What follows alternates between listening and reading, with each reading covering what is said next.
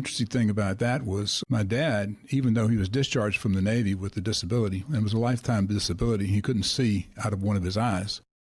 But he was drafted into the Army around 1943, 44, and actually ended up in Germany as a result of his specialty. Since he was disabled and he couldn't see, he could still drive a Jeep. And so he was assigned to an engineering corps that would follow the battle as these guys are moving across Europe, France, and then into Germany and Belgium, Holland.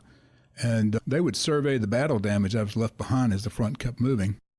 And those vehicles that were salvageable, they'd say put a tag or something on them, or they'd take them back to the moving motor pools, and they'd repair them and stick them back in the battle. It could be a tank, it could be a Jeep, it could be some other piece of equipment that could be repaired and sent back in the battle. So he was there at the end of World War II when the Germans surrendered.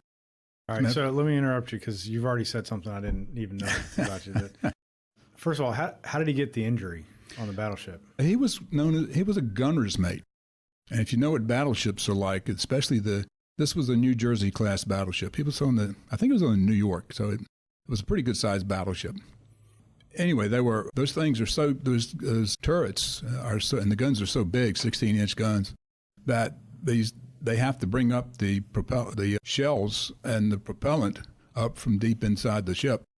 And some of that stuff's explosive. And I think there was a mishap as the thing came up from the belly of the ship. Oh, wow. And some that exploded. Might have killed some people. I'm not certain about that. But still, he suffered shrapnel damage to his optic nerve on his right eye. And he couldn't see out of his eye.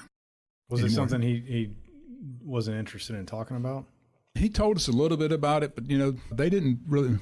A lot of World War II veterans don't share a lot of information unless you ask them. But you have to really ask them when you're in the right mood. And Dad was basically, he worked a lot, and we went to school, and so, rarely did we sit down and talk about stuff like that. And I'm disappointed that I never did that.